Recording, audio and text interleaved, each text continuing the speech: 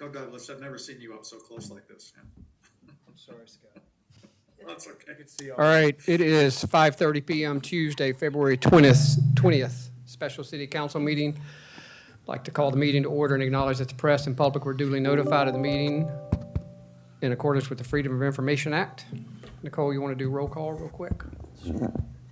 Councilmember Campson? Here. Councilmember Pierce? Here. Councilmember Anderson? Here. Councilmember Ward? Here. Councilmember Bogosian? Here. Councilmember Myers? Here. Councilmember Han? Here. Councilmember Carroll? She incoming? She's supposed to. Yeah, we're waiting for her to join the Zoom link. Okay. Mayor Pounds? Here. You have a quorum? Thank you. Purposes of our meeting is discussion and consideration of emergency ordinance permitting residents between 100 and 914 Ocean Boulevard to install a revetment or seawall outside of the state's jurisdiction for erosion control. Last meeting, I guess last week, we instructed staff to come back with two different options of an ordinance. They've done that. One is at the OCRM, anywhere inside the OCRM, outside the OCRM jurisdiction, and one is max build line plus 35 feet as currently written. So Douglas and Desiree, you want to walk us through kind of how y'all got from last week to this week with the two options and talk through that if you don't mind. I know Mac's on his way. Do we need to wait just a minute to keep going? No, Okay. I think he should be here in a few minutes. He was on the connector Okay. a few minutes ago. So as the mayor indicated at our last meeting, we were tasked with drafting two different options. One that included the allowance of hard erosion control structures outside of the state's jurisdiction, no limitation on where the seawall or the revetment would be able to be built as long as it's outside of the area that's claimed by the state as having jurisdictional authority over. The other option, we were asked to measure the distance of all of the pools that are in that area that is covered by the emergency ordinance. And we've done that. And we'll walk through those distances. I think that there was a desire of understanding what areas would be protected if the allowance for hard erosion control structures was tied to the maximum building line. As you all know, emergency protective measures include habitable structures and pools. So I think that council wanted to see what that distance would be that would cover at least most, if not all, of the pools that are already in that area. Can I just ask a question Sure. real quick? I was confused on how many number of pools there are by your email. Are there 49 pools? in that stretch? 89. About 50. I have that. Oh. I do have that number. Because you said 8 were, I don't know if they were subsets of one another and the percentages weren't working out, so I couldn't figure out. There's 8 greater than 60 feet, 24 greater than 35 feet, Correct. and then 17 less than 35 feet, or 25 feet. Correct. So that's the total of 49. That's the total number of pools in that section of beach. Correct. Yes, that is correct. Okay. What about between Yeah, 25 and there's 35 actually, you are feet? missing None? You're missing a sect between 25 Yeah. and 35. Yeah. Okay. I can give you that number, though. I have it Okay. handy. And that would include the ones that are attached to the houses too. It does. The closer, the 25, right. Correct. It would not. Oh, These are just detached in-ground pools. Okay. If you're attached, you would be elevated and behind landward of the maximum building line, so it does not. It does would not include apply. it. That's correct. My apologies. So that's what we've done. In order to show you the lines, there was a lot of question about where the maximum building line was last time, so we've mapped that, and we want to show you that, and I'll have Douglas walk you through that in the map. We've also mapped the 35 feet distance from the maximum building line. I know that that's not a number that has been agreed to, but back to trying to come up with a distance that would cover most of the pools that are already in that area, that would be a measurement to at least start the conversation at this point. And then we've also mapped the two jurisdictional lines, the baseline and the setback line from OCRM. So that's what you're going to see in the screen that we'll walk you through.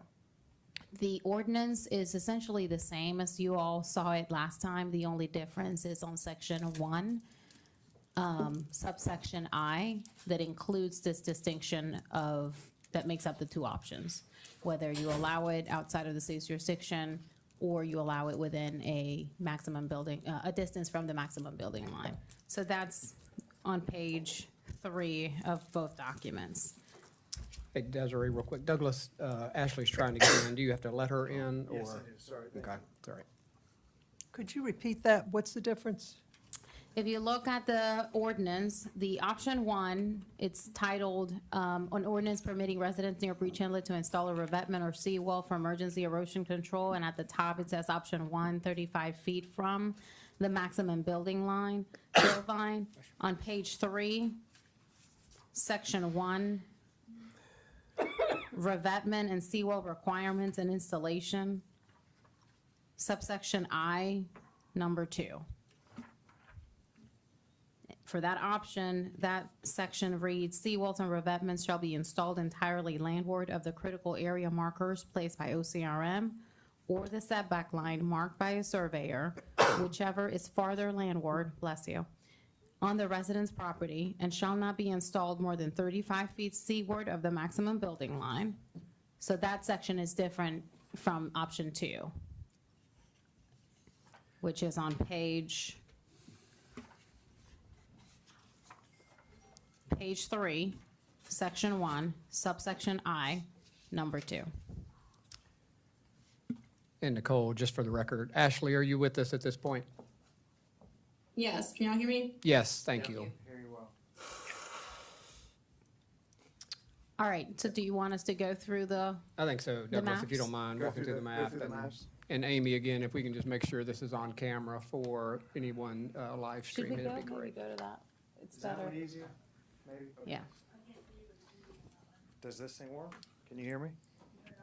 I did, I think. Get closer. Maybe I'll hold it. Does that work, Amy? Just speak loudly. So on the map here, just to orient you, you have Ocean Boulevard up at the top of the screen. The beach is out here towards the bottom of the screen. The red line is OCRM's baseline. The blue line is OCRM's setback line. It's a parallel line 20 feet landward of the baseline. And then what we've done is we have superimposed the, well, we actually haven't shown it here, but we mapped the maximum building line, which really does line up pretty much right on the front of these houses. We have then mapped a line, so as Desiree kind of mentioned, we did the analysis of looking at that maximum building line, seeing how many pools were seaward of it, and I think the number is 55. I'll check that, and we have the numbers, but I think it was about 55 pools were seaward of that line. We then measured each pool to see how far seaward of the line it is. So we had some that were, I think, upwards of 70 feet seaward of the line. So we tried to choose an amount that caught a majority of those pools to provide you with the most kind of uniform line. We're trying to balance being farther back. That was, if you remember, that was Stephen Trainum's goal, was to have these walls be as close to the house as possible, feeling that if they're closer to the houses, they're less likely to be exposed. When they're less likely to be exposed, they're less likely to cause problems for the beach. And that was, so we're trying to balance being back, but at the same time giving protection to the houses, and also trying to make it so that we could also give protection to each of these pools. So in our judgment, 35 feet, if you established a setback of 35 feet seaward of the maximum building line, that would allow you to have a pretty straight line, with the exception, I think it's 24 pools would still be, it's in the low 20s, would still need an adjustment to that wall. And the way we've written that option is to allow pools that exist today to have a protrusion in the wall of up to 8 feet. And 8 feet was chosen after speaking with the designers of these seawalls as to how tight they could design a seawall that would give meaningful protection to those pools and be able to be installed, but still be, again, kind of as far landward as feasible. So this pink line, it's faint on this drawing, but this pink line is a line that represents that 35-foot setback. So the maximum building line would be right here at the back of these houses. This pink line is 35 feet seaward of that. And as you see just in this photo, these are 3 of the pools that would need that adjustment.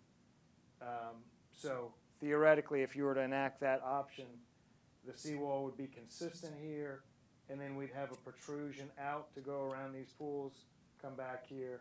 And so there would be, in this case, there probably would be 1 protrusion for 2 pools, but there would be about 24 properties that would have that protrusion. So that was the logic. You could obviously move it back. You could move it closer to the house, but then you're going to have a little bit more irregularity in the line, but it would be back farther, which Stephen would like. Or you could move it seaward. You would have more uniform line because some of these pools then would be behind the line. But then you're getting into a situation where you're out closer to the ocean, more likely to be exposed during erosion. Any questions about those lines? Douglas, what block are we in here, just as an This example? is 3rd Avenue, so this Gotcha. is kind of between 3rd and 4th here. Gotcha. It's a pretty standard line, pretty standard section of the beach. I will tell you that as you get closer to 10th, these lines start to kind of converge into being pretty similar to one another. These lines meaning These lines mean the OCRM. yes, OCRM's jurisdictional setback line, and the 35-foot setback line. And Desiree, I don't know if you can kind of scroll that closer to 10th, but you'll see that as you get closer to 10th, these lines start to kind of, they get closer. I think that is, keep going. Is that about 6? That's 6. I think that's 6. And you can see as we go, here's a couple of protrusions here. Here's one here. Yeah, then they start getting very close down. I think this is 7th.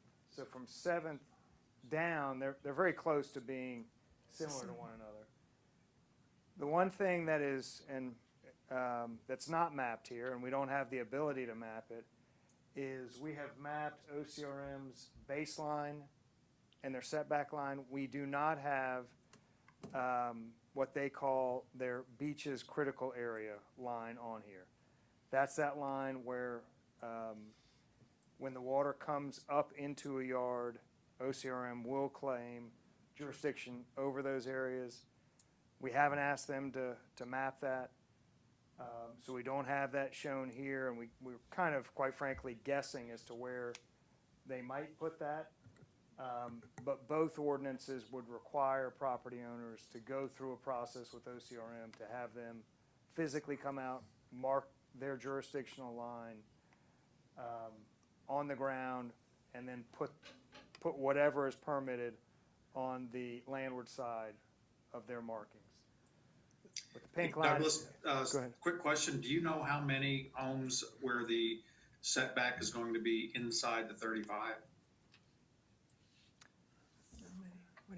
Or even a better estimate would be where the critical area is going to be inside the 35? Yeah, we could certainly figure out exactly, and I think Yeah, it's gonna be Because between I guess the point I'm making, the 35 won't be useful for the people that have a 35 line inside the set, or extending beyond the setback line. that's correct. And we can figure out the answer to that question for the setback line. Again, the kind of unknown in all of this is where that active beaches jurisdiction would be.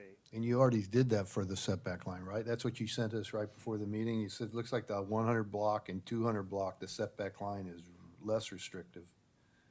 And then 300 block, it starts becoming more restrictive, and the largest is 400, 500, and 600 block, where it's about 40 feet difference. And then 700 block is equally restrictive, and then it starts to go the other way at 800, 900 block. Right. So there's not really that much difference between the two. It doesn't appear, except for those 3 blocks. But that's on setback or estimated critical area? That's setback. I can't remember that. Seven. Yeah, I don't think they're. Just setback, yeah, okay. I So don't, critical that- area is probably gonna be, That is actually estimated critical. The list that you just read from, yeah, it says that is setback. taking, that is taking aerial photography from December and roughly guessing where their jurisdiction, where they would claim jurisdiction. Okay, so it's not setback, it's your estimate of where It's the- their where jurisdiction, where they would claim jurisdiction? correct. But by any of those, they have multiple ways of claiming jurisdiction. Either setback or this active beaches area, whichever of those two is more restricted. So it looks like, if I'm reading it right, is that 8th Avenue that's shown on the screen right here? This is ninth. 9th, okay.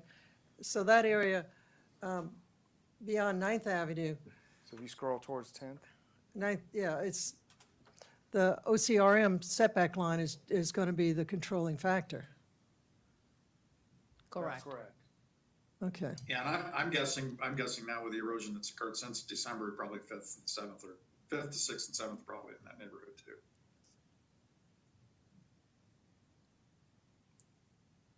That's the unknown, I think, Scott, not having a survey done by OCRM for them to mark where the critical area is. Yeah, I agree, yeah. Douglas, if we wound up doing this 35-foot from max build line, particularly in this area, is it written, I can't remember exactly the wording, but it's either the 35-foot or the OCRM That's correct. jurisdiction? or In- RC. In any option, we've written it such that it would be the most restrictive of. Wherever, Yeah, yeah. we Most didn't want to landward. create an option that would indicate that somebody could build a wall in OCRM's jurisdiction.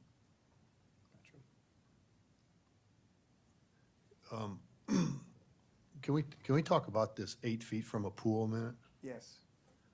I don't know where that came from, but I'm getting information from homeowners that that's just an unworkable situation by their contractors, saying there's no way they can put something within 8 feet of a pool. For one is the technology requires them to go that direction further than 8 feet from whatever structure they're gonna build, plus the fact that they feel like they could get any kind of equipment since they have to come, they're not allowed to use the beach, so they have to come landward, and that's totally not enough room in order to get equipment in without potentially totally destroying the pool. So we have been aware, and we don't really know the solution to this, that OCRM has advised us that it would violate their statutes to work from the beach. Yep. So we've written it such that we don't want folks to get the idea that they can violate the state statute. So we've written it to mirror their regulations, where you would have to do your construction from your property. The 8 feet comes from an engineer who's actively working on these designs, and his suggestion that the wall itself could be as skinny as 2 feet. This would be a driven, we talked about it, I think, at the last meeting, a driven kind of sheet pile design with a cantilevered concrete, basically footing that's on top of the wall. And they would have to do that by having an articulating arm that would reach out and vibrate down these walls. So the structural engineer was nice enough to reach out to marine contractors who had the equipment to do this. And that was their explanation of how little room they could do it in. I'm sure a contractor, knowing contractors, would say more room is better. I mean, we kind of hear that all the time in the construction world from a constructability, but that was kind of we tasked them with reporting back to us the very skinniest that they could realistically build a wall, and that's what they've come back to us. Now, that doesn't solve for the solution, doesn't solve for the issue of getting the equipment between houses. I mean, a lot of these houses, if you go down there, they're heavily landscaped in that area between the houses. And I don't know that we can come up with a solution for that. I mean, I think they're gonna have to, the only other solution would be to go on the ocean side, and I don't think that we could give them permission to do that. It would have to come from OCRM? Correct. I don't think we'd have any objection if they got permission from OCRM, from accessing it and working from the ocean side. It just wouldn't be in our purview to grant that permission. I think what we're hoping is that any construction would be done on the resident's property. Right. But perhaps access to get equipment onto their property could be from the beach side, but it would be once on and once off. Yeah, that would be a solution for OCRM that's not under our purview to Okay. grant that permission. We could certainly ask. Douglas, Yes, quick. go ahead. I was gonna ask on the 8 foot, I think what that ratio was like 2 to 1, is the measurement of the 8 foot the furthest most seaward exterior of the wall, even if it's a footing out? I mean, I'm just trying to Yes. figure out how much room do they actually have between the pool and the outside of the, whatever the wall So or 8 revetment feet is they're would- gonna build, and how's that gonna be measured, just for anybody considering one? Yeah, so 8 feet would be the farthest projection of that wall. So generally, that would be a driven sheet pile is what it's called. That would be the face of that sheet pile. And then as they've explained it to me, there would be a concrete cap that would be placed on top of that sheet pile. And it would be that entire structure would need to be within the 8 feet. Okay, So you thank couldn't do a revetment. That's correct. Yeah, a revetment by its very design has to have this slope that slopes towards the ocean. So if it were a revetment, you basically couldn't fit a revetment in the 8 feet. So it would be a seawall, a vertical seawall. One of our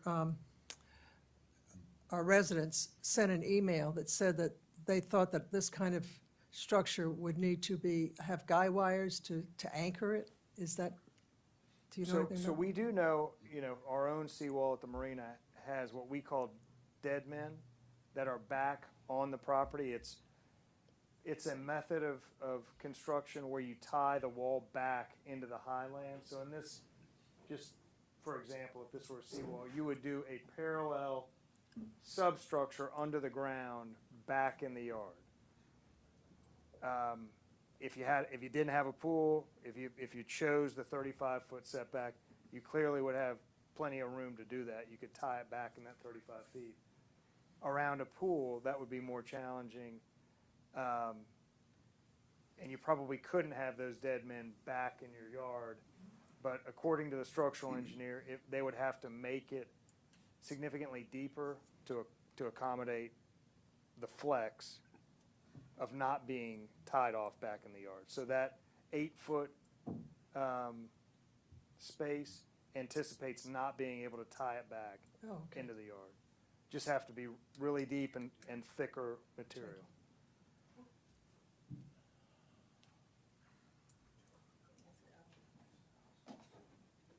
Can you scroll down the rest of the map so we can see them You want to, we're on 5th here. You want to go towards Breach Inlet or the other way? towards breach?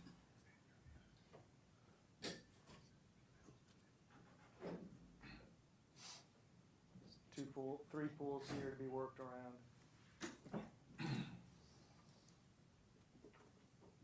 Pool here.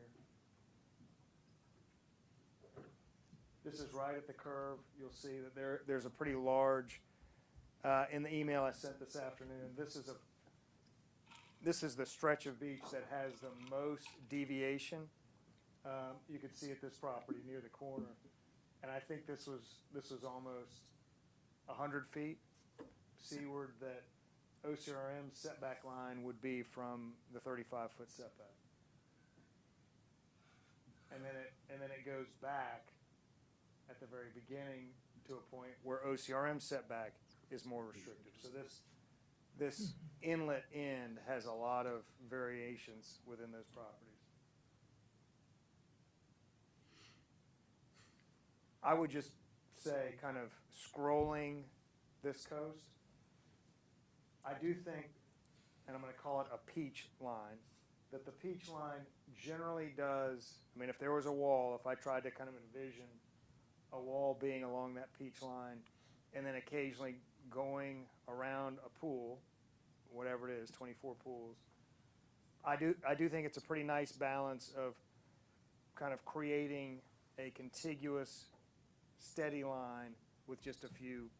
So it's back, it's not kind of way out onto the, out into the beach.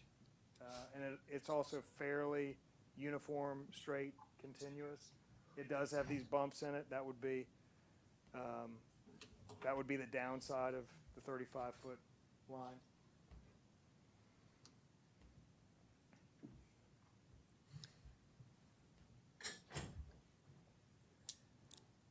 Is there a particular area, Jan, I that you just want want to to see? see it all. I haven't seen Okay. what the effect was is just- on all the homes.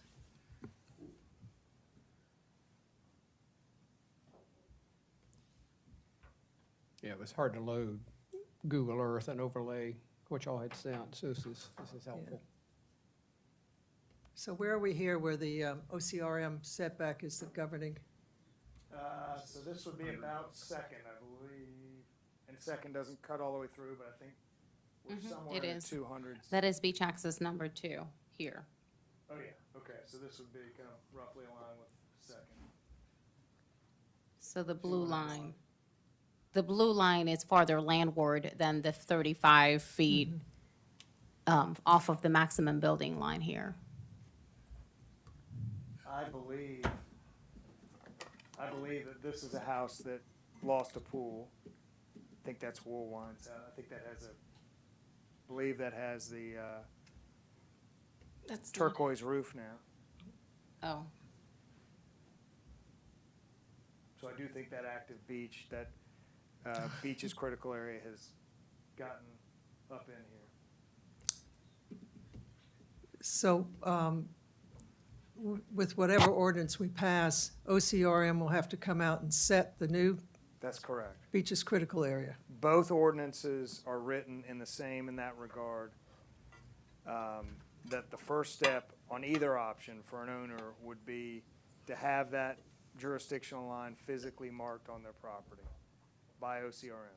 And that kind of will drive the design process and the submittal process from that step forward, really on either option. Okay. The reason for that is that we don't want people to start something and then have OCRM come in and say, you can't do it, correct? That's We're not, correct. we're not being like overly restrictive on that. No, and that's, that's a standard for, in my world of building permits, we do not issue building permits that are contrary to building codes or state jurisdictional lines or anything else. I mean, that is part of what we do in the review of a permit request, is we review it to be sure that once the property owner gets that approval and permit, that they're clear to proceed, that they don't, we do know that there are some property owners who kind of knowingly wouldn't mind dealing directly with OCRM, but you probably have some that would be completely oblivious to that. If we were to grant them a permit for something and it was contrary to what OCRM jurisdictionally said they had authority over, they probably would proceed constructing and then be surprised to learn that they had a fight on their hands. Yeah, Douglas, I can see most of that, but I think in your email, you said that whole 200 block, that's, the 35 feet is probably not gonna apply because of the critical area. It's already I think up that's to the house, correct. so that- Yeah, Fair statement. yes, that is the area that we're focusing most of the berm building and kind of emergency work. So we do think that area would be generally controlled by the OCRM jurisdictional lines. And when was this aerial taken? What month?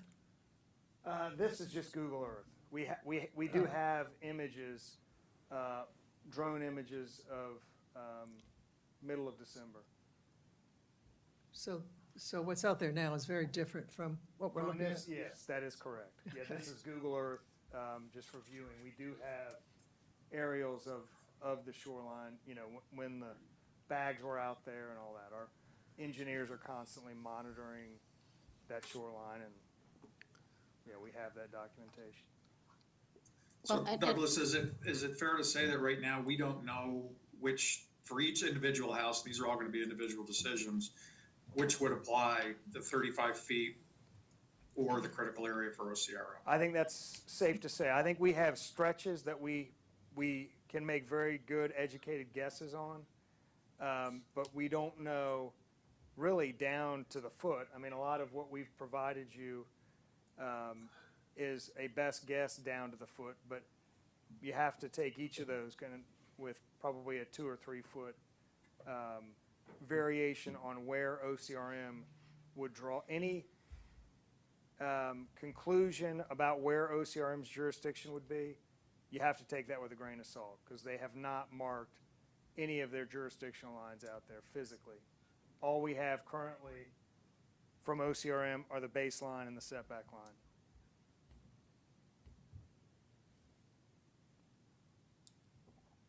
Maybe this is a dumb question, but shouldn't we know that, or shouldn't we find that out before we vote I on?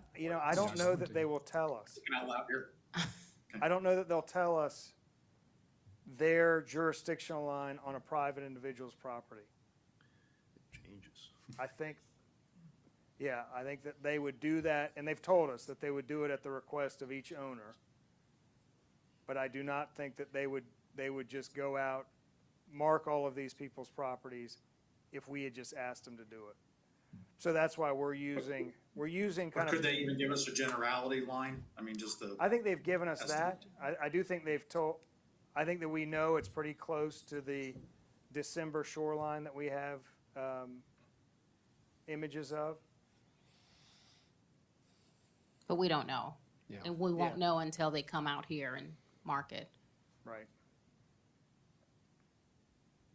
And that could change if there's another erosion event between now and the Right. time they build the wall, or even what OCRM suggested was after they mark the They lines. map.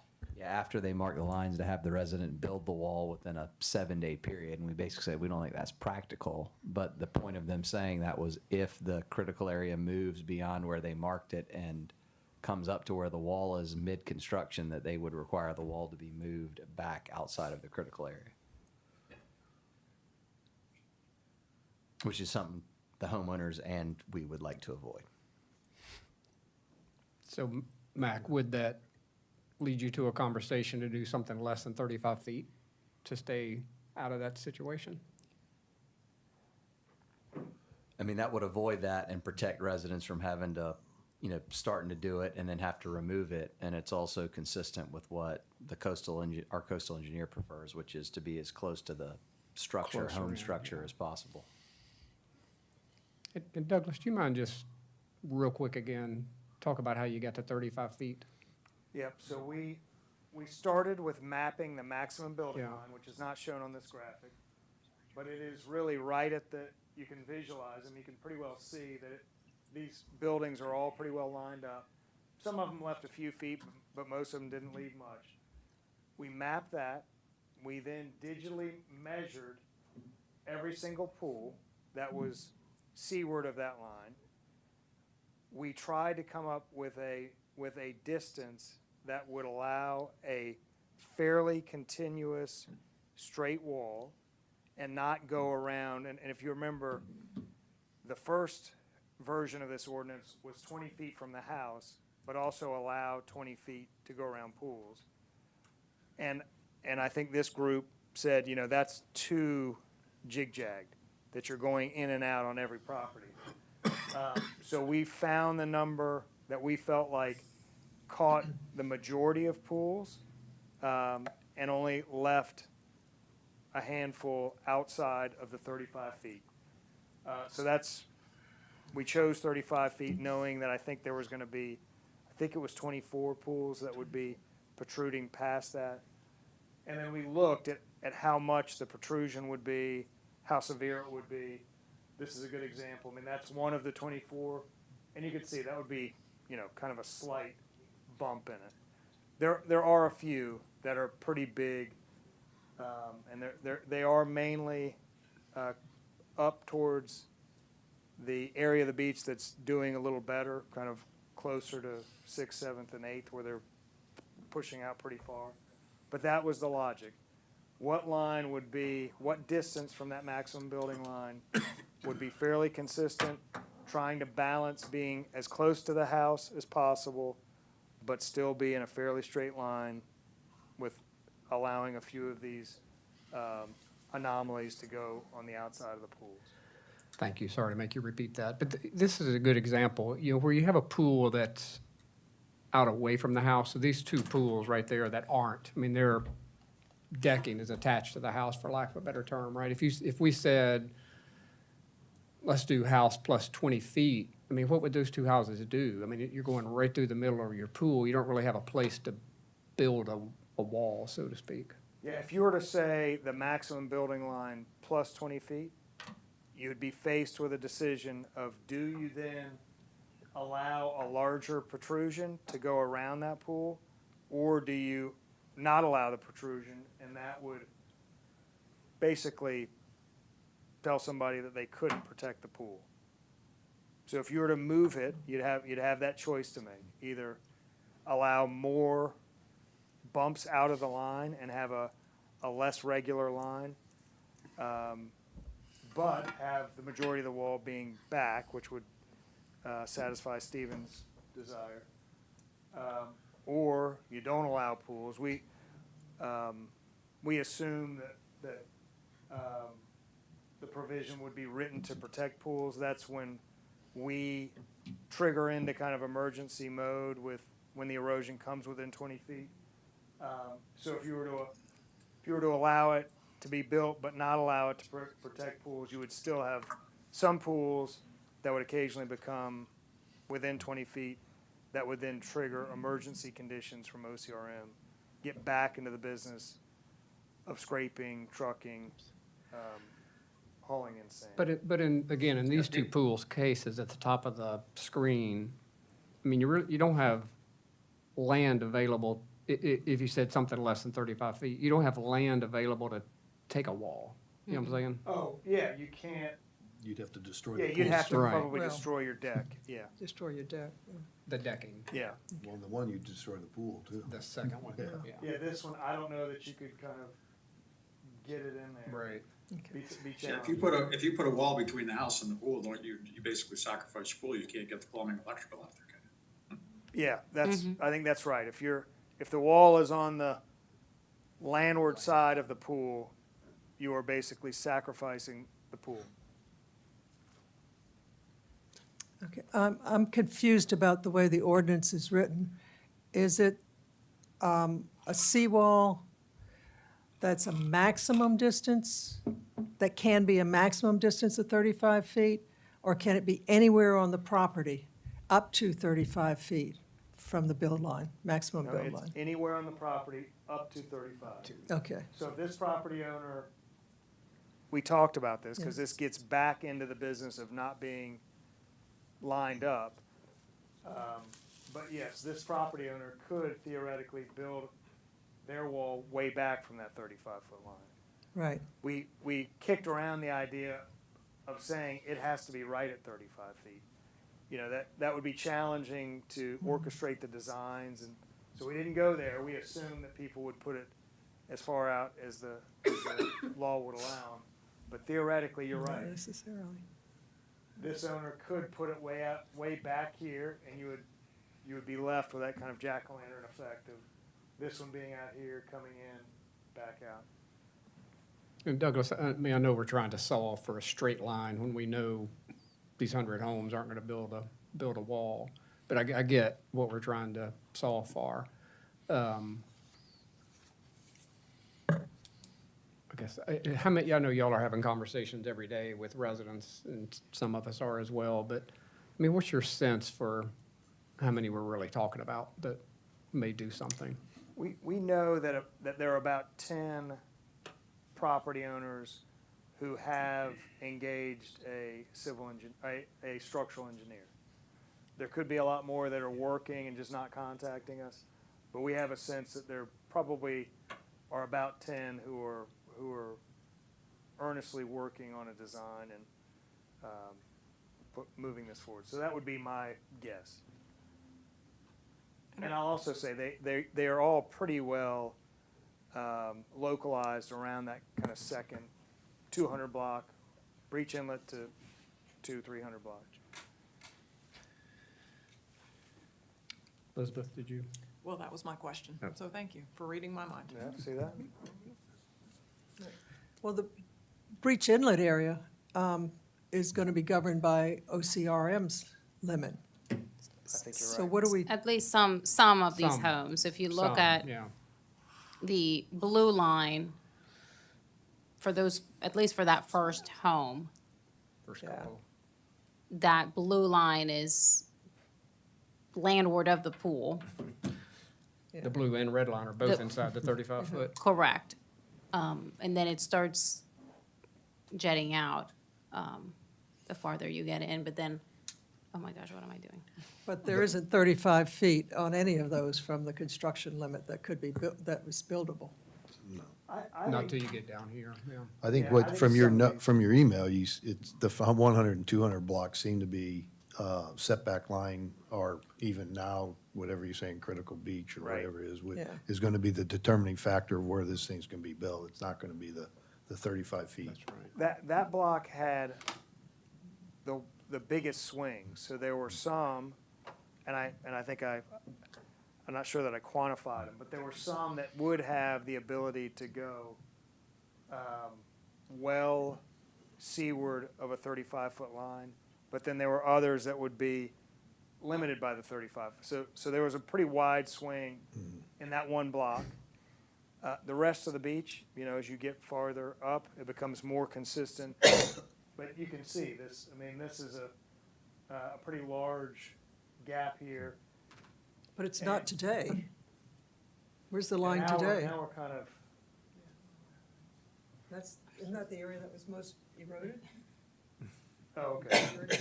Yeah, so it is, Yeah, it's way back. it's there. somewhere, yeah, it's not this blue line anymore. No. But I don't think right at this curve, it's probably not, that peach line, somewhere in between. As you get farther up here, it's definitely gonna be OCRM's jurisdiction that is more restrictive.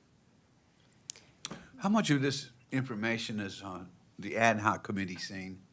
And where are they in this process? So So I they- don't committee is looking at this ordinance at all. They're looking kind at of- future beach yeah, restoration. long range, kind of planning, Okay. funding, those type. Yeah.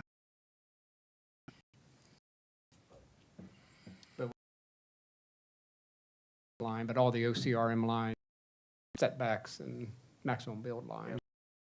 A baseline conversation, Jimmy. Which is allowing it within 35 feet of the maximum building line. What would it look for the second option? Yep, so that would be either the blue line or this unknown to us, beaches critical area line, which we know is pretty severely kind of come into these properties closest to Breach Inlet. It's less, that condition is less so as you get closer to 10th Avenue. But if you were to kind of scroll, I think you're sideways now. I know, I don't know how to bring it back. But we think that We call it cattywampus. it's cattywampus. Right, cattywampus. Looking at California. Yeah, we think their beaches critical area would be the most limiting in this area, probably. And that's the area, to that point, is where we'd expect, if somebody's going to do this, that's where they're going to do it. I think that's, Having said all that, I guess in my mind, I'm trying to struggle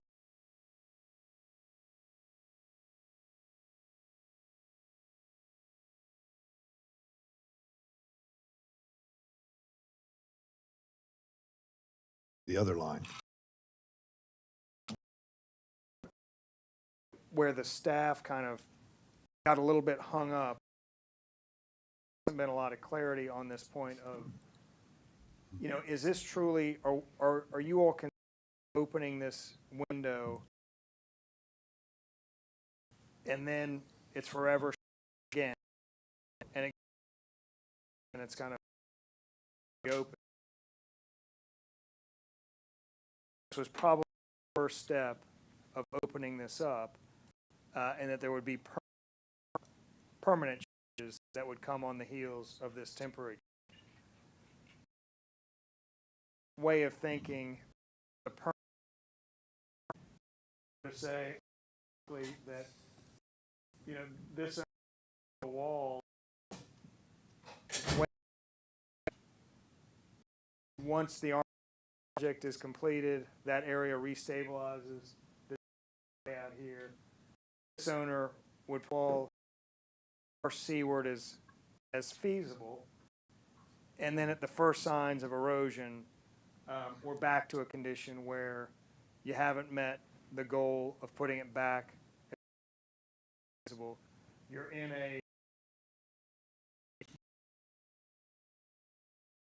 that wall at mid. That's kind of only a short window. I think that is really going to be the way. So it falls kind of. But if it's a long range, this is kind of the step of a longer range opening of this ordinance. You are kind of setting yourself open for having walls way out into areas that we know subject to erosion, which would be contrary to what Stephen has advised us would be the best course. I think it's pretty obvious that there will be building as far out as possible. The houses all line up to the maximum build line. That was not the state's, that was the city's. Thank goodness we had that, because if not, we'd have houses. And for some reason, we let pools be built line. And so now we're grappling with what to do with the. And if we step out, then we're going to have, in addition to pools that are out too far, we're going to have walls too. So, the very least we can do is to try to make these walls close to the houses as possible. I mean, the maximum build line was put there, 40 years ago? And it was put there for a reason. I had a question about the maximum build line. As she pointed out, is that a? So that was originally created by the developer of those properties. So they established that. There was no oversight? There was no oversight for probably 25, 30 years. The beach company handled that requirement through an architectural review board. Once the road got pretty well developed, the beach company gradually kind of backed out of it more and more. And eventually, the city adopted their old line as part of the zoning code. So it transitioned from being a beach company private restriction to being the city zoning restriction probably 15, 20 years ago. And in terms, hindsight being 2020, the rationale for the pools being allowed on the seaward side of that line was purely adopted from the beach companies, what they had been approving. So the city didn't want to kind of change the development scheme that was in place already, and we just adopted what the beach company had already put into place. Fox's garden hen house, I guess. Elizabeth. Yeah, I'm with Douglas, I think, and Katie, where they are, in that, what we're looking at tonight, in my opinion, is an emergency ordinance attempting to provide emergency relief in an emergent situation to some homeowners who are being impacted by the cycle that we're in. And I've always viewed this as step one in a perhaps a multi-step process that gets us to the discussion about the full revocation of that 250-foot line, which is, I think, where we all think we want to be, at least in the discussion process. But that takes time. That's nothing that we can do this evening. And from my perspective, I'm comfortable with coming off of a set building line because we know that that's going to be the more consistent of the two options, of the two bad options, frankly, to kind of tide us over, to provide some relief to the people who are willing and able to take it, and to get us to a point where we can start having a more robust discussion around the 250 and what that means for this entire island, really. And Blair, go ahead, sorry. I get, we're kind of in a discussion phase now instead of understanding. I mean, I'd start by just reminding everybody that we took an oath to uphold the laws of South Carolina. And the law of South Carolina is within the jurisdictional limits, there are no hard structures. I think there's a gray area, potentially, it's arguable, that the policy of South Carolina is also something that we took an oath to uphold. Maybe, maybe not, but the policy of South Carolina is that there are no hard structures, period. And that puts us in a little bit of a quandary as to what do you do? I agree with Elizabeth, it needs to be as far back as possible, especially since this is an emergency. And you're never going to be able to move it back further. If we stake it out at 35 feet today, we're not going to, months from now, say, yeah, we made a mistake, we're going to make it at 20 now. That's not how it works. You know, we need to go as far back as possible, and maybe we move it further out if that makes sense. But, you know, as we vote on the property rights of the individuals versus everybody's right to walk the beach, I've been reminded that the way one knows if a decision is a good decision or a bad decision is by looking at the consequences of that decision, both intended and unintended. And here we have a choice that we've been talking about for 45 minutes. Do we remove all restrictions, or do we say, no, you can only build, in my mind, 20 feet from the maximum setback? If we allow for seawalls to be built only within 20 feet, we're giving homeowners some protection of their foundations. And that's what everybody said they want, is they want protection on the foundation. And are pools sacrificed? Yeah, some pools will be sacrificed, but that's, you know, those are the tough choices that people have to make. But that's consistent with the stated goal. The unintended consequences of doing that are that if there is a severe erosion event, we will still have seawalls that'll be on hard beach, and we will be creating a seawall beach at Breach Inlet. The further back we place it, the unintended consequences are minimalized because the chances of it getting to that point are less, yet we're allowing people to protect the foundation of their house. The second choice, which is removing all restrictions, creates a patchwork of seawalls. And even the 35-foot range, I think we would have a patchwork of seawalls. And if we then have an erosion event, it will create hydraulic chaos as water moves between the seawalls, between houses that don't have a seawall. And I know people that say, under no circumstance am I going to build one. And we also have unprotected public walkways. And so we are creating just hydraulic chaos in the event of a storm.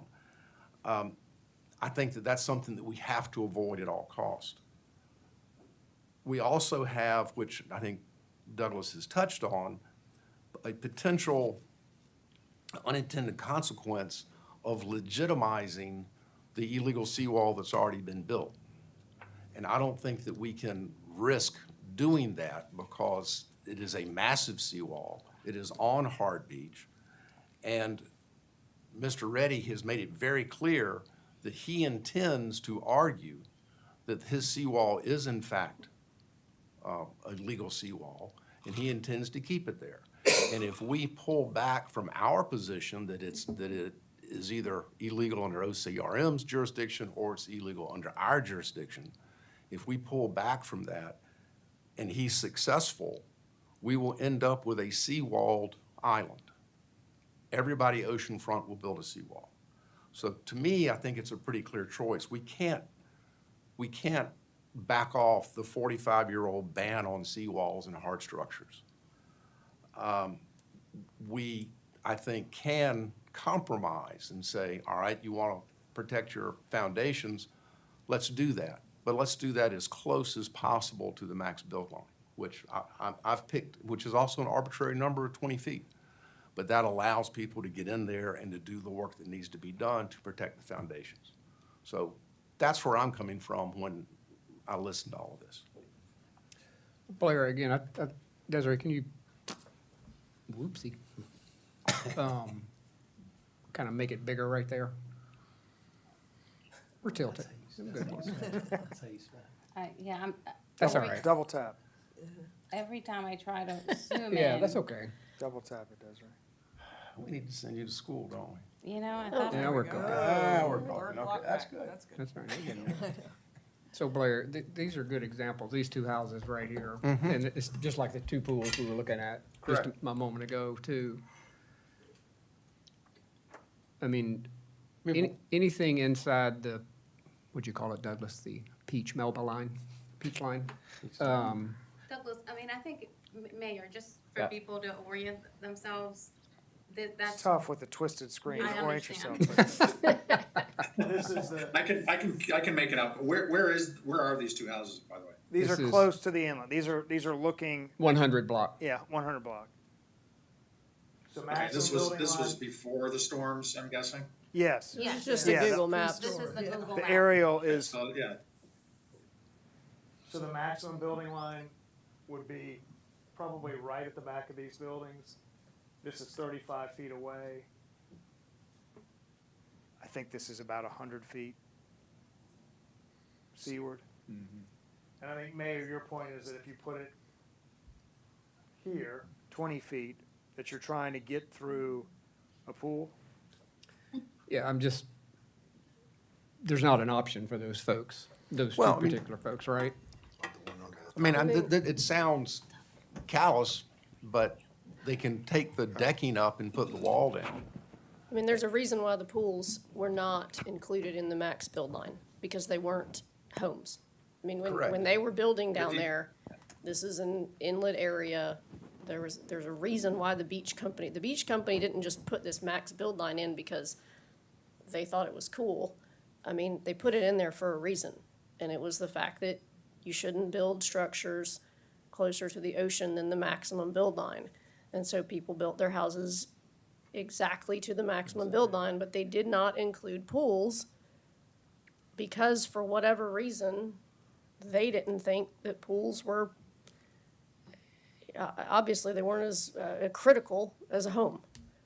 And, Katie, yeah, sorry. I mean, I just, gonna that's, say, I agree that's with- the I agree. situation we're living in now. And, you know, God knows I would have done it differently, but we're here and, there's a reason why pools weren't included. Scott? Yeah, and those examples that you just put up there, Philip, and this is why I have issue with both of these ordinances, and I'm not sure how I can find a way to support either of them at this point. If somebody were to pull up that coping and put down the wall, you can't plumb or electrify. Your pool is gone. You can't have, you just basically sacrificed your pool from a practical perspective. And when I walk through both of these ordinances and try to figure out how do these practically apply to the residents in multiple instances, it just doesn't work. The mechanics don't work, the implementation doesn't work, you can't get your equipment out there to work at. You're talking 8 feet, which is prescribing a certain type of wall. I just think we're creating legislation that, from a practical perspective, may not be workable in either of these ordinances. Well, I think what we're attempting to do tonight is provide some relief from some existing legislation that has created a situation where they can't do anything at all.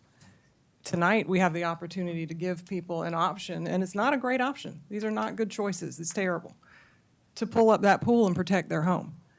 And, I mean, I like 35 feet. I'm okay with 20, but, you know, I think that right now what they have is nothing. And we need to find a way to get through this and help the people who are able to take advantage of that and protect their homes. So just a point, you know, I think the concern that we have with 20 feet is right now the state allows emergency protective measures, which is what we have been doing for the past few months, to be done using a measurement of 20 feet between either a habitable structure or a pool. So a lot of the work we have been doing for the past several months has been looking at that distance to protect, in some instances, areas where there are pools. So there would be I guess, an inconsistency potentially by having the emergency ordinance you know, only apply or be applied in a way that would not include pools. I mean, that would just be a concern. Maybe not, but just wanted to point that out. Would you mind stating that again? I Yeah. believe you said structural, habitable structures or Or pools. pools. Is how OCRM defines it. That's right. So Defines emergency, allows emergency protective measures, which includes sandbags or huge. scraping, Yeah. when the erosion or the escarpment is within 20 feet of a habitable structure or a pool. But not a seawall or a revetment. The state doesn't authorize any of those structures along their jurisdiction. And Would this Councilmember affect- Anderson, they also, if a seawall or revetment is installed, they will not allow those emergency scraping procedures in front of a residence that has one of those. So, I mean, Blair was talking about unintended consequences. I mean, they may put a wall up, but then that means you're not getting scraping or any emergency protection. OCRM will ask them to go around your house. They But- won't issue a permit for But that. not, sorry, Katie, but not in, when the Army Corps project comes. Yeah, that's not Yeah, under an that's not emergency emergency. permit or Thank anything you. like that. Hang on, Scott, Katie. That was part of, I guess, kind of part of, somewhat of an answer to my question. My question was more, I know that that's kind of where the idea of 35 feet in the pool, protecting the pools comes in, but it wouldn't necessarily, the existence of a seawall or not a seawall, aside from the flip side of that, which means that it could possibly not be protected if there's a seawall there. So that, I guess, I'm just trying to, I understand that that's where y'all got the idea of going around pools and allowing seawalls. But it doesn't really matter what, the fact that OCRM says seawall or pools should be protected or can be, you can do emergency actions to protect a pool. Doesn't mean that you have to. I guess that's probably a better way of putting it. Right. And you would not be able to if you built a wall in that scenario. If you built a wall and either connected it to the pool or went landward around the pool, we would have to stop protecting that pool because of the wall. So any wall anywhere, OCRM would take that stance? Yes, ma'am. Yes. Unless it's a large scale renourishment like the Army Corps project. So you'd have the same problem with somebody that doesn't have a pool and they put a wall up. Correct. Correct. I mean, the problem exists, period. I mean, that's just the way it is. Well, and we have homes in the Beechwood East area that have revetments. There is one that has a wooden wall that became exposed in December. We have not been authorized to do any work in front of those properties. Hey, Scott, go ahead. Yeah, I was just gonna question, and it's a little bit off topic, but how does city administration, and Steve and everybody feel about, protecting where we are, holding the line from breach down to 914 right now until the Army Corps gets there? Are we in a position to give any assurances to the residents along that stretch that, they're not gonna lose any more pool or foundation or anything, barring a large storm or something, but, with where we are with the normal tide cycles, and I think we also need to know what is the latest outlook on when the Corps is actually gonna start. So really two questions. So first question, I don't think any of us could guarantee that that those homes are going to be protected. I mean, we saw the impact of the nor'easter, and that was pretty devastating. So, and we had been working in that area for months before, and I think if we had not done anything, the conditions in that area would be 10 times worse. So we were able to hold the line, but it still exceeded our efforts and what we've been authorized to do at that point. So I can't guarantee, really. I mean, any storm could come in and could create havoc, just like it did at Beechwood East and this area down in December. Well, and Yeah, Desiree, no, I was asking sort of barring those, another nor'easter, just the normal expected high tide cycles over the next couple of months. Are we prepared to protect the residents along that stretch with, I mean, some of those are gonna be reaching the emergency, condition of 20 feet to their pool probably Desiree, within the can I- next couple of tide cycles. So, Yeah, and I think- should we be focusing some attention there too? yeah, I think, Scott, we also need to realize, a homeowner, once they reach that 20-foot line, can bring in sandbags and truck their own sand in. I mean, they don't have to wait on the city to do something. But I think the city, not to speak for council, but I think the city is making the commitment. We're already up through the 300 block or whatever, plus Beechwood East. I mean, if the erosion continues up 4, 5, 6, 700 block, I mean, I think our full intention is to scrape and do what we can to help. But again, homeowners have an option to do something. Well, I think I everything's. understand. I was gonna just say, I think if we could give some assurances that we're gonna react or get proactive there, it might deter even the decision by some to put in a seawall. Well, you can't get proactive. I mean, we're in a catch-22 with OCRM, unfortunately. Correct. I mean, right now, the only thing that we would be permitted to do is scraping and trucking. And for example, last time we trucked in sand, we spent about $250,000 to truck in. I don't have the number in front of me, and it didn't last a week with the high tide. So we also have to, just from an economics perspective, what is the most efficient way of holding the line, which in this case would be scraping. It's not ideal. It's not a long-term solution. We are trying to hold the line until this core project comes in.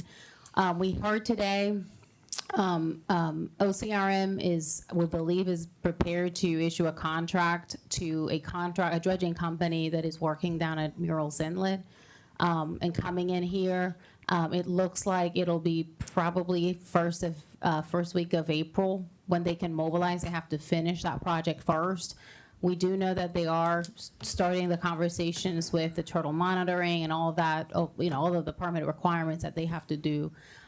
Stephen also has a meeting tomorrow with OCRM to discuss if recent conditions have changed our understanding of the permit that's necessary for the work that the city wants to do. We've talked about us enhancing up the movement of some of that sand onto the dune system and into the dry sand beach. And our understanding so far is that the city can operate under the Army Corps of Engineers permit.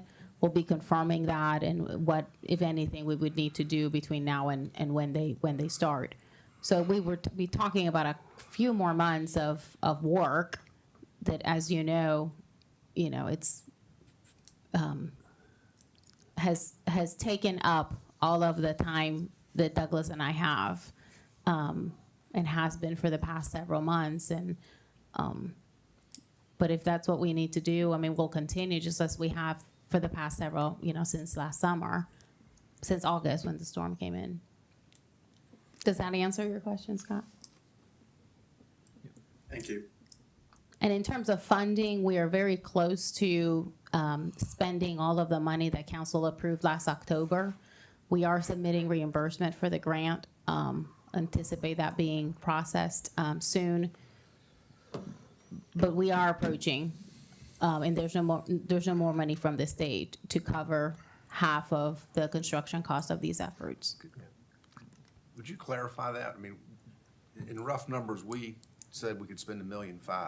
Are we approaching that number, or are we approaching $1.5 million plus the $800 we got from the state? I think we're approaching the 1.5 approved total. So Correct. we've still got what we're getting from the state that we could continue to spend. Correct. Some, invoices come in, for work. So there's been a lot of work for the past month that we haven't received an invoice for. But yeah, the $1.5 million was for this area, plus the 300,000 for Breachwood East, for the sandbags. Thank you. You're welcome. John? Yeah, before we, I'd just like to ask Mac, as a city attorney, is there anything you feel you need to advise us on in terms of the risk of either one of these alternatives prior to us voting on anything? We have, Mac, we have executive session listed on the agenda if we Yeah, need to. why don't we maybe save that briefly? I do think, I'll say this publicly. I think, to Katie's point, I don't think there's a risk with carving out pools and going closer to the house. I don't, just because OCRM considers that an emergency, that doesn't mean necessarily that we have to. There's an argument potentially that could be made about people that have pools further out, that we're putting them in a better position or not treating them equally with people that don't have pools, sort of an equal protection type argument. And there's some risks there. So if that's it, we probably don't need to go into executive session, right? Yeah. I mean, if that's, but I just I want mean, to I make think sure. that that's what he would say publicly Yeah. in terms of legal Is advice. there stuff you would like to say privately? I think that's, I mean, we can get into more details if you'll have further questions, but. I just have a question that, I don't know whether you can answer it or not, but I hadn't really considered the fact that if the homeowners build seawalls on their property, that they may be in jeopardy later if there's further beach erosion there, so that they will no longer be benefiting from any public funds that are going to be used for their property. As far as scraping or sandbags. Yeah, public emergency Yeah, funds, right? right. I mean, general Right. nourishment, the whole beach is covered, right? Correct. Yeah, that's right. Yeah, if you have a hard erosion control device, even if it's outside of OCRM's jurisdiction, they will not issue a permit to allow emergency protection measures such as scraping or sandbags funded by the city or the state or otherwise. And then on top of that, if you build it, if you're just starting to build it and the critical area comes up to where they flagged it in the middle of your construction, they're going to make you move it back further out. So there's sort of two potential issues with building as close to the critical line as you can, knowing that the tide may come up and get up to your wall and you have to remove it. And then two, once it is installed, they're not going to allow those emergency permits to apply to your house. So in a sense, it may be beneficial to build as close to the permanent structure, the home, as they can, because by that point, it will be such a dire situation that any kind of structure, it may be something that they're willing to take the risk for that. The second thing I'd like to say is just in terms of what we are doing here as council people is we're concerned about the area that's outside of OCRM's jurisdiction, okay? So basically, people's backyards. And what, as a council and as a city, what we're doing is making sure that what happens there, we have some say over, so that if a wall is put in, that it meets certain standards, so it's not going to fall apart a week after it's built or so, or that it's safe and issues like that. So I think when we're talking about doing something, at a minimum, we need to have some standards for what is possible there, as well as where we think it might be, we might want to permit it, I guess is the word to say. I think you have that in both ordinance examples. Yeah. Procedurally, Mayor, where do we go from here? Do we need motions? We're getting ready to make a motion, but I guess to Elizabeth's point earlier, I mean, we're dealing with an emergency ordinance tonight to give some relief. And sensing the conversation, I want to get to Ashley before we make a motion. Sensing the conversation, I mean, I'm hearing two different things. The maximum build line, it seems like we're coalescing mostly around coming off of that in some number. 20 feet, 35 feet, whatever the number might be. I mean, I think the last thing we want to do is tee something up tonight and not have it pass. I mean, I think that's like the worst case scenario that there may be nobody take advantage of this thing, but we need to give some type of relief to homeowners, whatever it may be. Can someone, Mac, maybe, it's the 60-day thing. Can you explain why this is being done on a 60-day basis as opposed to a permanent at this point? Yes, so state law allows us to pass emergency ordinances. They're valid for 60 days. They can be renewed. The reason we're doing it as an emergency is it doesn't require all of the normal zoning ordinance amendments with public notice, planning commission, multiple readings, et cetera. If y'all pass something tonight on these two emergency ordinances, it becomes effective immediately without all the additional readings and everything else. So that was the thought, is we would pass this, and then at the same time, if y'all were wanting to consider more permanent measures, we could go through that Thank you. process. Yeah. We I think there's been did that some quite often during misunderstandings. COVID. Yeah, I just Yeah, think there's been a exactly. lot of Same misunderstandings. same Same exact thing, thing. yeah. Same exact Why thing. this is just 60 Don't days. take me back there, so. Jimmy. Well, Yeah, I I'm think just saying that it the was, goal- you know, we Yeah. did a lot. It's because it is such a, it's an emergency situation. Some of these structures are really close. We were asked, what is the quickest way that's available to the city? And we can this is an emergency situation, what we've been seeing. So it would just speed up the process for that, for at least the area we can justify that in an emergency situation, it's occurring. Yeah, and some of these homeowners are down a path with architects and engineers and everything, so. Hey, Ashley, anything, I don't want to leave you out of the conversation, questions or comments from your view? No, I don't have any questions right now. Okay. And I think y'all understand this, but we've proposed two options, but that's based on y'all's feedback. There are other options to me. One, you could not do anything. Two, you could go back to the emergency sandbag ordinance, or two of these options, or a modified version. I just don't want y'all to think that you have to choose one or the other. Like, this is policy decision, totally up to y'all, whether, and what y'all want to do here. Yeah. I think I'll make a motion and then it can be. No, Okay. no, I'll I make just a scratched my lip. What's in the signal? Sold. Are you ordering dessert? No, no. And if somebody needs to amend it, they can amend it. I would make a motion that we adopt the ordinance that is 35 feet from the maximum build line. I'll second that. Are there further discussions or amendments or? I prefer it to be 20, but I'd defer to everyone else and see what they say. I make a motion, friendly amendment to do it at 20 instead of 35. Second, Questions, discussion around that?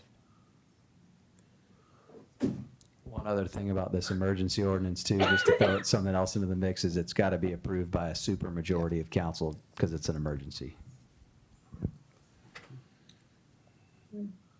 Well aware. Yeah, that means 6 people. So is that, Thank you. so is that a friendly amendment you accepted, that we're Yeah. gonna vote on that? Yes, we're voting on the amendment first, On the Right. amendment? which Okay. is 20. maximum build line plus 20 feet. Got you. Mayor, can I just complicate this a little bit more by adding? You're just gonna do what you do best. Douglas, fire away, man. The original ordinance that we forwarded to you last week had a provision that clarified that the allowable protection for pools only applied to pools that existed at the time of adoption. That was not put into this draft, and that was a unintentional omission. We think that it should not allow an owner to go in some date in the future, build a pool well out, and then protrude a seawall around it. That's the first amendment that we think it needs. The other one is really a housekeeping revision that OCRM contacted MAC this afternoon and just asked that we add a provision that indicates that the seawall construction would have to be compliant with the NPDES land disturbance requirements of the Clean Water Act, and that's come up for them in a different case. So those are two amendments that we would ask that you add to this this ordinance. So we need that in a amending motion? Or is that in? Yeah, Okay, I think I would recommend you vote on the first amendment, and then the final vote, we can include these two housekeeping amendments. And Mac, do you see any issues with those two?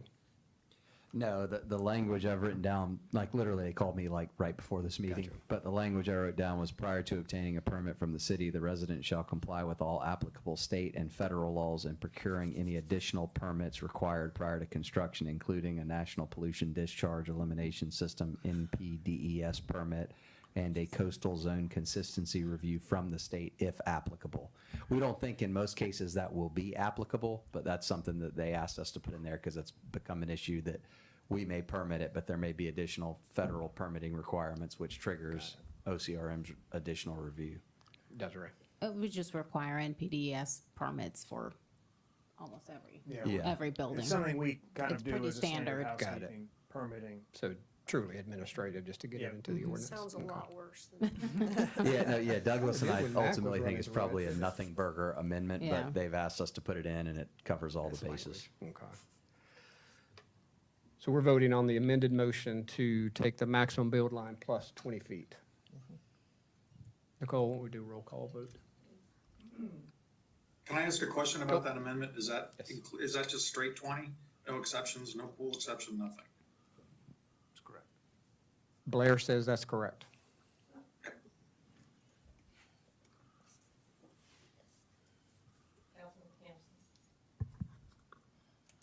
Aye.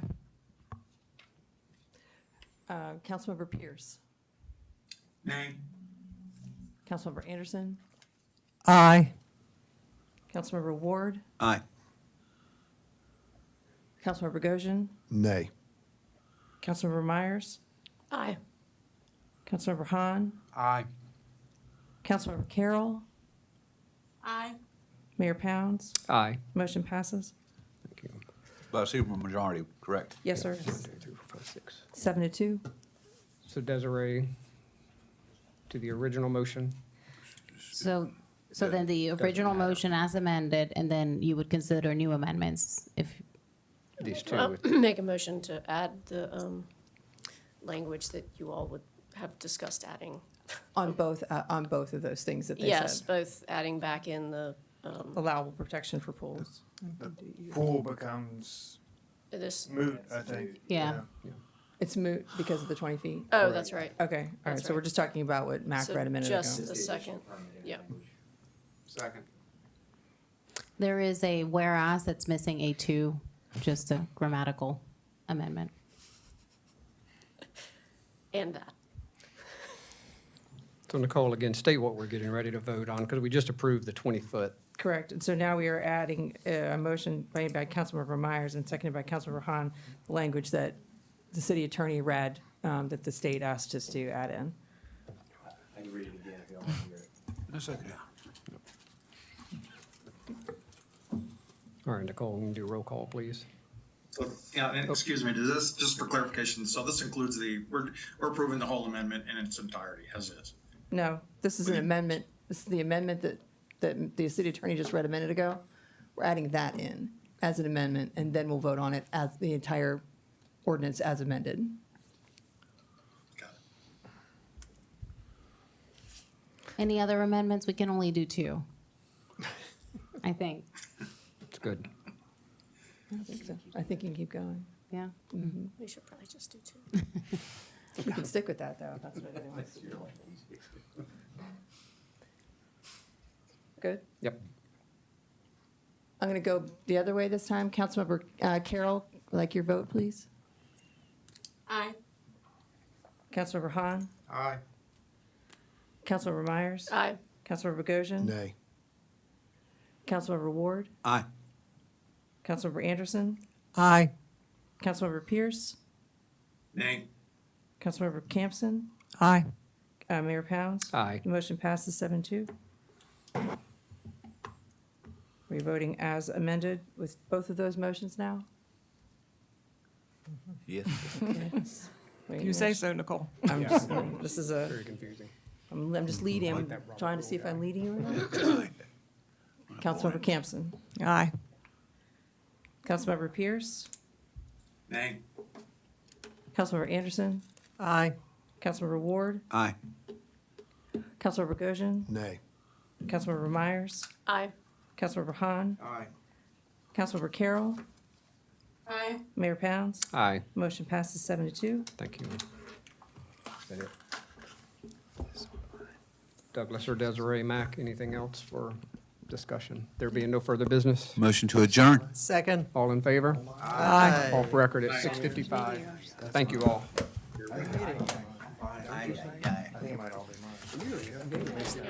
No, no.